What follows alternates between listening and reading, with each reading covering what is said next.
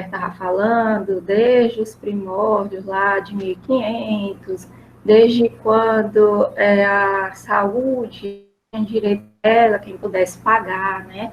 Graças a Deus, conforme o passar dos anos, a gente tem notado muitas melhorias, né? A questão da saúde pública. Então, seguindo o tempo, o Heriberto falou que o SUS foi criado junto, na Constituição de 88, né? E lá, como era definida a saúde? Como ele bem relatou, como direito de todos e dever do Estado, garantido mediante políticas sociais e econômicas que visam reduzir o risco de doenças e outros agravos, e também ao acesso universal e igualitário às ações e serviços de saúde. Como o Heriberto também comentou, o SUS ele é regulamentado por duas leis orgânicas, que é a 8080 e 90, que ela dispõe sobre as condições de promoção, proteção e recuperação de saúde, bem como a organização e logística do sistema, e a 8142 de 90, que se refere à participação da comunidade na gestão do SUS, né? E também sobre as transferências intergovernamentais que a gente vai mais para frente, tá ok? O conceito de saúde, ele é muito subjetivo. Lá pelo ano de 1948, se tinha um conceito de que saúde era o quê? A ausência de doenças, só isso. Só que com o passar dos anos, foi vendo que saúde não era só isso.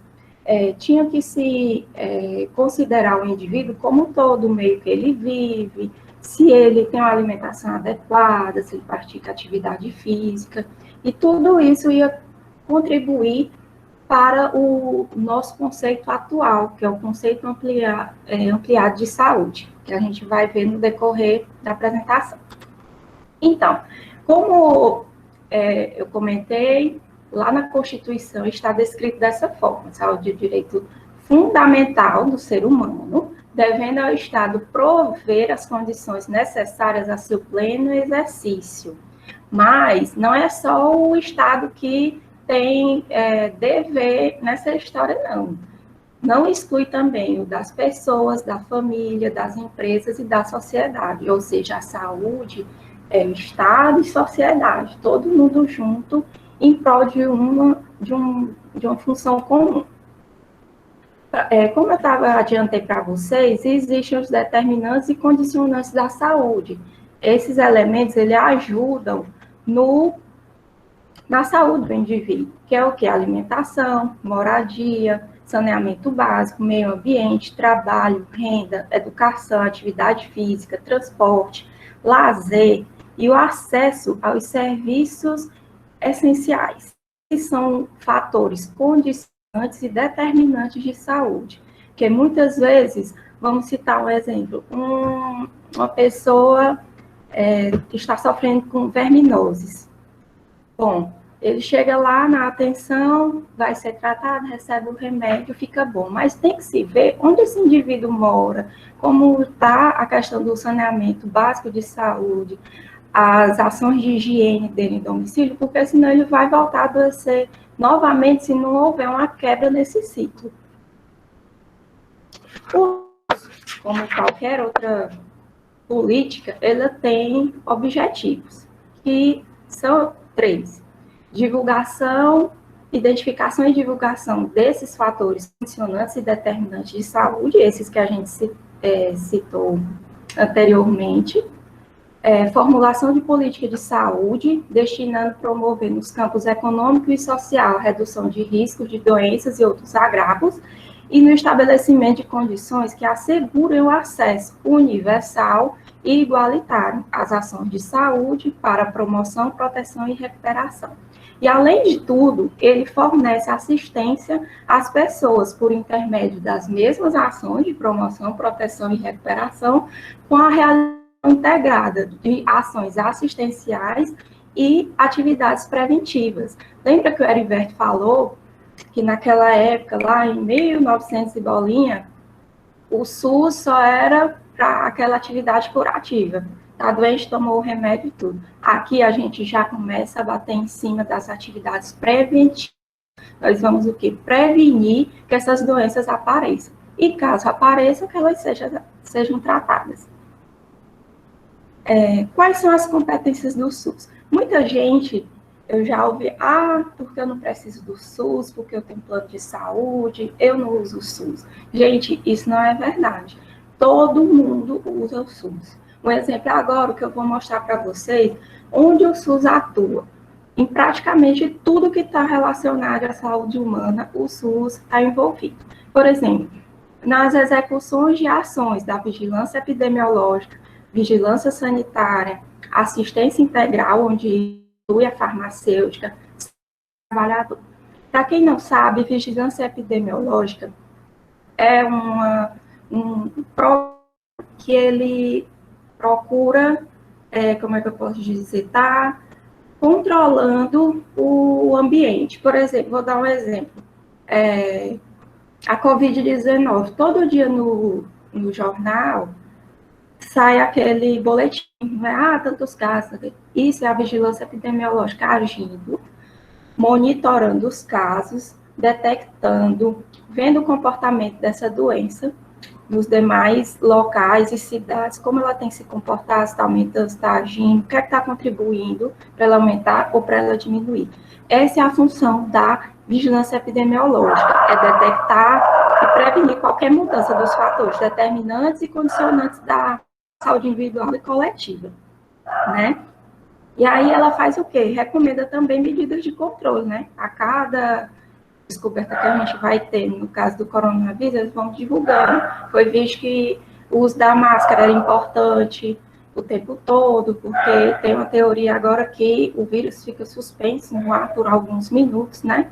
Então, eles recomendam sempre que for se expor, sair de casa, usar máscara, né? Sempre. A vigilância sanitária, ela é de ação normativa e fiscalizadora de serviços e também de insumos e produtos relacionados à saúde. Acho que todo mundo já ouviu falar nas ações sanitárias, né?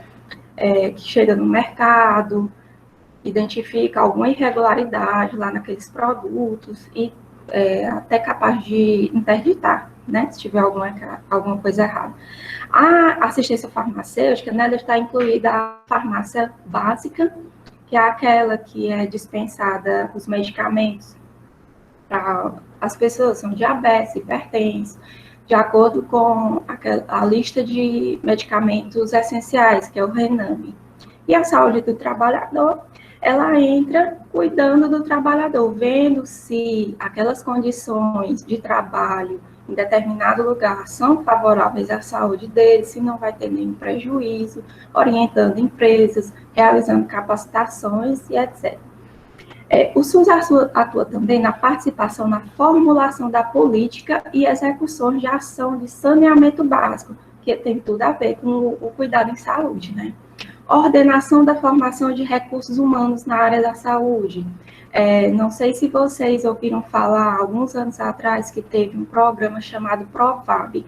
Ele foi um exemplo de ordenação de formação de recursos humanos, onde profissionais iam trabalhar na atenção básica e, ao mesmo tempo, faziam uma especialização em saúde da família para implementar aquelas ações no serviço que eles estavam trabalhando. Outra atuação do SUS é na vigilância nutricional, com a orientação alimentar. Por exemplo, um alimento que tem uma quantidade exacerbada de sódio, ele está lá de olho, que aquele ali não é bom para a saúde, está interferindo nessa vigilância. Colaboração na proteção do meio ambiente, nele compreendido o trabalho, como eu citei antes, formulação da política e participação da produção de medicamentos, equipamentos imunobiológicos e outros insumos. Um exemplo disso agora, novamente, Covid, né? Que está todo mundo, o mundo inteiro em busca de uma vacina e tal. E aqui no Brasil, nós não poderíamos ficar de fora. Tem a Fiocruz, que está em parceria com uma empresa estrangeira, trabalhando na produção desse imunobiológico. Outra competência do SUS é no controle e fiscalização de serviços, produtos, substâncias de interesse para a saúde. Tudo que é relacionado à saúde, o SUS está envolvido. Fiscalização e inspeção de alimentos, água, bebidas para o consumo humano. Participar do controle e fiscalização da produção, transporte, guarda e utilização de substâncias de produtos psicoativos, radioativos e tóxicos. Que isso é todos os produtos têm que ter um cuidado muito especial, desde lá a ponta da produção até a utilização. O SUS também atua no incremento do desenvolvimento científico e tecnológico em sua área de atuação, fornecendo, desenvolvendo pesquisas, vendo novas tecnologias, como até teve a construção de um ventilador mecânico de baixo custo, né, que foi usado agora nesses últimos meses. E também na formação e execução da política de sangue e seus hemoderivados. Vamos lá. O SUS ele é regido por princípios, que são os princípios doutrinários e os princípios organizativos. Os princípios doutrinários quer dizer o quê? Uma filosofia, um conceito de saúde, uma ideia, um direito, e da ideia de direito à saúde. O que é isso? Vamos dizer, fulano tem uma filosofia de vida que é sempre andar sorrindo. Pronto. Os princípios doutrinários do SUS é essa filosofia. Ele sempre vai ser fiel a isso. E os organizativos, como o nome já diz, quer dizer da organização, que é como o sistema deve funcionar. Os princípios doutrinários do SUS, que é aqueles que dizem respeito à filosofia, 3, a universalidade, a equidade e a integralidade. O que é a universalidade? A universalidade, ela propõe saúde para todos, sem discriminação. Isso aqui a gente vai ver direitinho já já. Se diz respeito à justiça social, dar mais para quem precisa de mais. Integralidade, tratar o indivíduo como um todo, promovendo o acesso a todos os níveis de complexidade necessários. Vamos lá. Quando se fala em universalidade, se fala em acesso. Universalidade quer dizer possibilitar o acesso universal e contínuo aos serviços de qualidade e resolutivo. Quer dizer o quê? Que o SUS ele é aberto a todos, o acesso é para todos. O Heriberté deu o exemplo de se tiver um estrangeiro aqui no temporada do Brasil, passar mal, for ao Sistema Único de Saúde, for procurar, ele vai ser atendido. Por quê? O acesso é universal, é para todos, né? E caracterizados como porta de entrada e preferencialmente na rede de assistência à saúde, promovendo o acolhimento das pessoas e a vinculação e corresponsabilização pela atenção às suas necessidades de saúde. Essa corresponsabilização a gente vai entender mais na frente do que ela se trata. A equidade é o quê? É a oferta do cuidado, reconhecendo que cada indivíduo é diferente. Tem que levar em consideração essas diferenças de acordo com a necessidade da pessoa, considerando o direito à saúde, né, essas diferenças sociais, e que deve atender essa diversidade. Eu até hoje nunca vi uma figura, uma imagem, para exemplificar bem o que é equidade, do que é essa.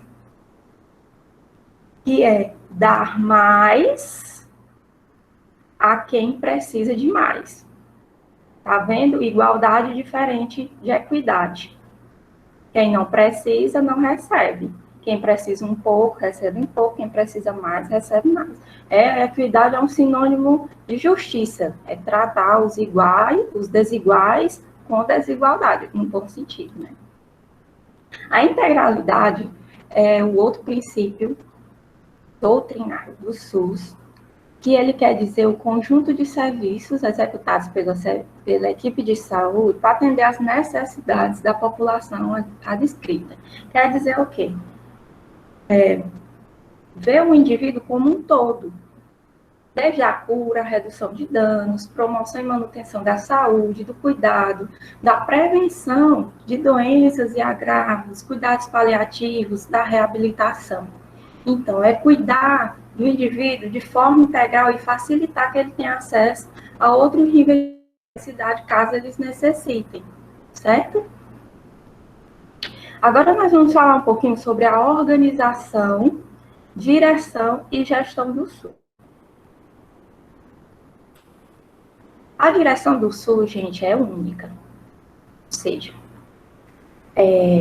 ela é composta pela União, pelos estados, DF e os municípios. Na União, a saúde ela é representada pelo Ministério da Saúde, consequentemente, o seu gestor é o Ministro da Saúde. Nos estados, Secretaria Estadual de Saúde, o Secretário Estadual de Saúde, ou órgão equivalente. E nos municípios, pela Secretaria Municipal de Saúde, onde o gestor é o Secretário Municipal de Saúde. Sempre vai ocorrer a direção do SUS no sentido ascendente, no sentido de o município tem alguma demanda, ele vai recorrer a outro município? Não, ele vai recorrer ao Estado e à União, certo? É esse o sentido da direção única do SUS. Os princípios organizativos são regionalização e hierarquização, descentralização e comando único e participação popular. A regionalização e... Oi? Desculpa te interromper, Nara. Eu vou pedir só para a gente tentar assim, dar mais celeridade, por conta do tempo mesmo, né, que a gente vamos tentar fechar em 50 minutos, mas ainda tem a Ana Clara para falar. Tá bom. Bom, desculpa. Pois então, eu vou passar aqui, tá? Então, como eu estava falando da regionalização e hierarquização, eu estou dando aqui um exemplo do nosso território aqui no Piauí, que ele é dividido em 11 territórios de desenvolvimento. O território que eu moro é aqui o Vale do Canindé. Ele tem um município sede do território, que é o município de Oeiras, né, que é mais equipado, vamos dizer assim, de componentes da saúde, né. Então, é tudo organizado em função da baixa complexidade para a alta complexidade, onde a baixa complexidade é representada lá pela atenção básica, que são os postos de saúde, né, o postinho e estratégia da família.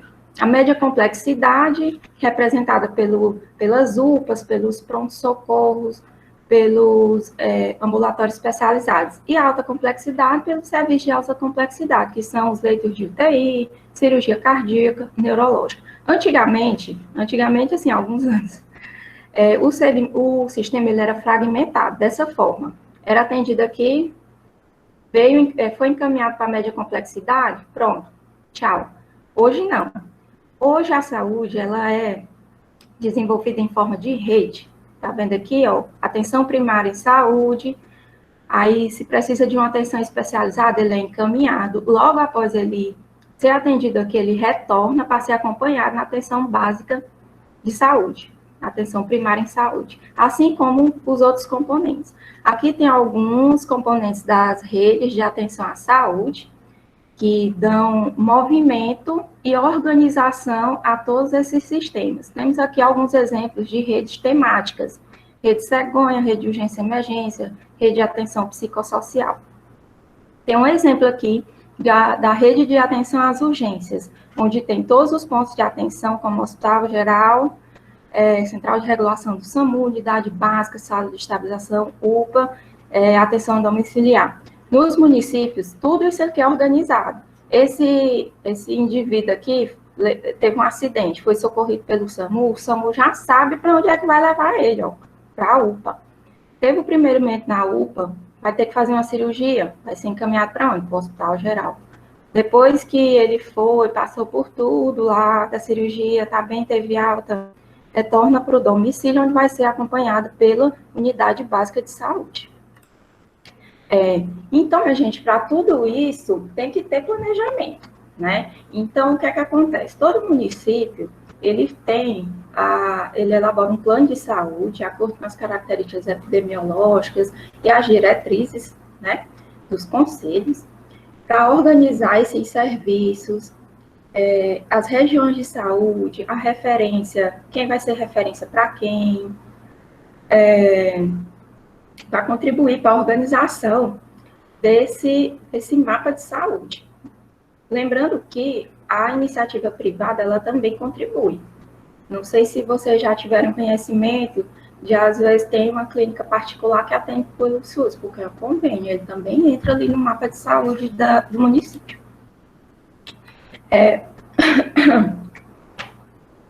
Outro princípio organizativo do SUS é a participação popular, é o mais importante, assim, para nós, né, usuários, que ele é formado pelos conselhos de saúde, que eles têm representação nas 3 esferas da União, nos estados e nos municípios, onde a composição ela é paritária, 50% de usuários, e os outros 50% distribuídos entre governo, trabalhador de saúde e prestador de serviço. E também tem as conferências de saúde, também nos 3 níveis, União, Estado e Município. Esses são espaços de participação popular, onde as pessoas têm poder de voz, de propor melhorias, políticas, intervenções na área da saúde. O Conselho de Saúde ele tem um regimento próprio, né? Para participar dele, você não é remunerado, ele é composto pelo governo, representante do governo, profissionais de saúde, prestadores de serviços e usuários. Ele formula estratégias, controla a execução da política de saúde. Ele é um órgão também de caráter permanente e deliberativo. O que o Conselho deliberar, ele vai ter que ser cumprido, homologado em até 30 dias. Se não for homologado, pode ser acionado o Ministério da Saúde, o Ministério Público. Tá? E aí, em cada esfera, se tem o seu conselho correspondente. As conferências de saúde, elas ocorrem a cada 4 anos, e a representação de vários segmentos sociais, ela é provocada pelo Poder Executivo, né? E ela busca o quê? Avaliar a situação de saúde, para propor diretrizes e formulação da política de saúde nos níveis correspondentes. Inclusive, eu estou até com a camiseta aqui da última conferência de saúde no município, que foi Democracia e Saúde o tema. E aí, como dizia o filósofo contemporâneo Heriberto Batista, está tudo muito bom, está tudo muito lindo, mas quem é que vai pagar essa conta, né?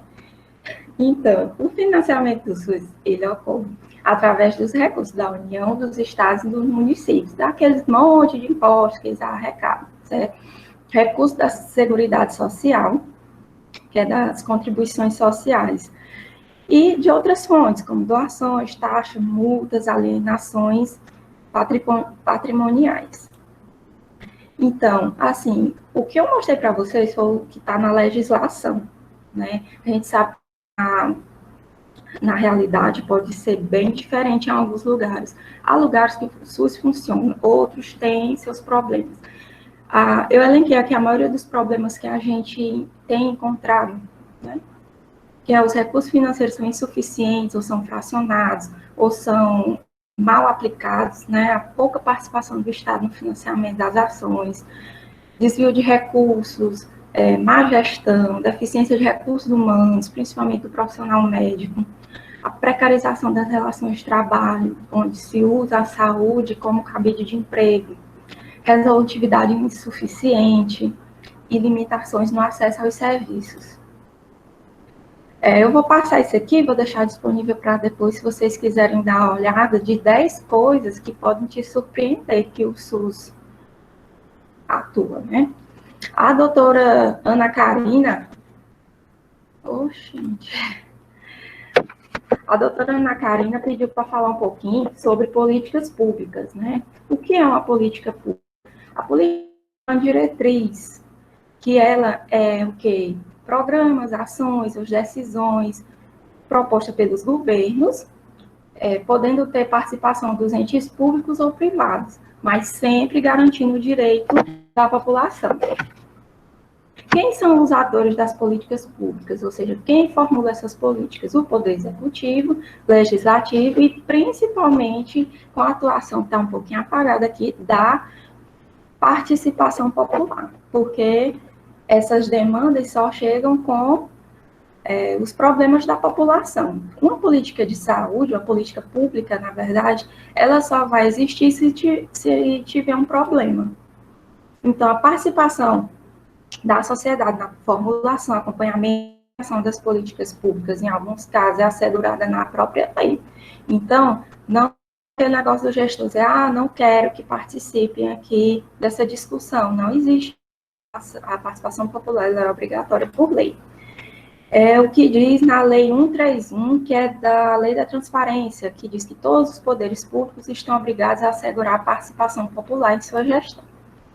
Então, aqui mostra como é que se constrói uma política pública, através desse ciclo de políticas públicas, onde a identificação do problema, de acordo com as características do cenário local, estatísticas, dados demográficos, enfim, a identificação do problema público. Ele é incluso na agenda pública, que é a agenda governamental, onde vai ser lá as prioridades. Depois se busca soluções alternativas para resolver este problema. Logo após, se há decisão de implementá-la, né? Depois, o planejamento da execução. Como é que nós vamos implementar essa política? Quem vai financiar? Quanto tempo? Quem vai participar? Quem pode ajudar? E depois é feita a implementação dessa política. O que é a implementação? Transformar as ideias em ação. E isso vocês observam que, monitoramento aqui, que é o quê? A participação popular. E depois temos a avaliação. A avaliação ela é colocada aqui por último, mas ela é importante em todo o processo.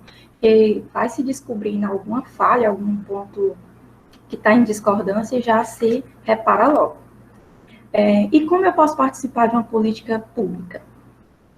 No caso da saúde, eu já falei lá dos conselhos e conferências de saúde, que você pode estar participando, propondo ideais. Mas, hoje em dia, nós estamos num mundo tão informatizado tecnológico, que eu dou a sugestão aqui para vocês de duas páginas, o Dialoga Brasil e o Mudamos, que lá você pode, no caso do Dialoga, propor diretrizes, políticas, enfim, e vai ser analisado pelo governo, olhar o que já tem lá, que já procuram, e na plataforma Mudamos, você pode opinar com segurança e liberdade sobre ações do governo, certo? Então, gente, o SUS não é um problema sem solução, é uma solução com problemas. Obrigada.